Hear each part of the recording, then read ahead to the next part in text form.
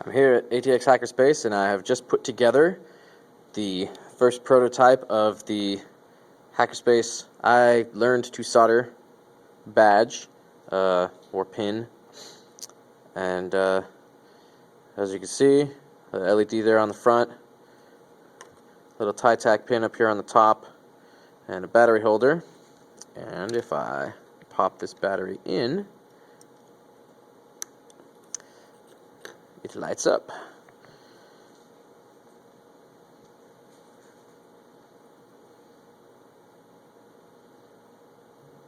Woo. Now this is just a prototype. I got a few more boards here. There's a couple issues, like the pinhole up here is supposed to be have a plated pad, and it is a via instead. That was probably my mistake. And the LED is hooked up backwards, so I had to put it in with the flat side to the right instead of the left. So these are things that I'll fix before we order, 100 or 2 of these. But other than that, it works, and it looks pretty good. So there's that.